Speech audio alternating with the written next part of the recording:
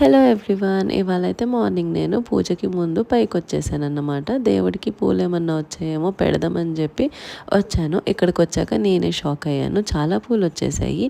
మల్లెపూలు ఉన్నాయి, మందారం పూలు కూడా ఉన్నాయన్నమాట. మందారం మేము ఒక 2-3 కలర్స్ వేసాము. సో అవన్నీ బాగా వచ్చేస్తున్నాయి అన్నమాట. వీటికి ప్రస్తుతానికైతే ఏమి మందైతే వేయట్లేదు, కానీ వర్షాలు పడుతున్నాయి అన్నమాట. సో రెయినీ సీజన్ కాబట్టి పూలు బాగానే వస్తున్నాయి. అండ్ మల్లెపూలు కూడా 2 రకాలు ఉన్నాయన్నమాట. సెంటు జాజి అండ్ ఇదేమో ఎల్లో కలర్ మందారం. ఈ ఎల్లో కలర్ మందారం అయితే చూడడానికి చాలా బాగుండింది. అవి ఒక్కరోజే ఉంటాయి. ఒకవేళ ఒకరోజు కొయ్యకపోతే నెక్స్ట్ డేకి అవి మళ్ళీ వాడిపోతాయి అన్నమాట. సో అలా చెట్టుకు వదిలేస్తే ఊరికే వాడిపోవడం ఎందుకని చెప్పి నేనైతే ప్రతిరోజు వచ్చిన పూలన్నీ తీసుకెళ్ళి దేవుడికి పెట్టేస్తాను. ఇక్కడ కనకాంబరాలు అయితే కొయ్యట్లేదు. కనకాంబరాలు కాకుండా మిగిలిన పూలన్నీ కోసేస్తున్నా. బికాస్ కనకాంబరాలు రుతు ఈవినింగ్ వచ్చి కోస్తుందన్నమాట. తనకి పూలు అంటే చాలా ఇష్టం. పూలు పెట్టుకోవడం కూడా ఇష్టం.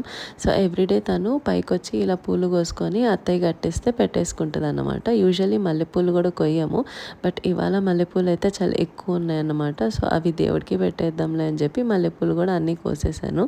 నేను 2 రకాల మల్లెపూలు అని చెప్పాను కదా. సో అదొక రకం అండ్ ఇదొక రకం అన్నమాట.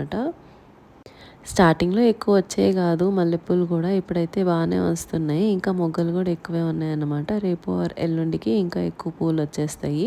సో ఇలా పూలన్నీ కోసేసుకొని కిందకి వెళ్ళి పూజ చేసేసాను.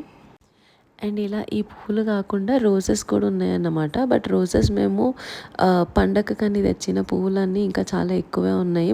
అందుకని చెప్పి రోజెస్ అయితే కొయ్యలేదు. రోజెస్ ఉంచేసి మిగిలిన పువ్వులన్నీ తీసుకొచ్చేసి ఇలా ఫొటోస్కి పెట్టేసి పూజ చేసేసాను. అంతే ఈ video. Thank you for watching.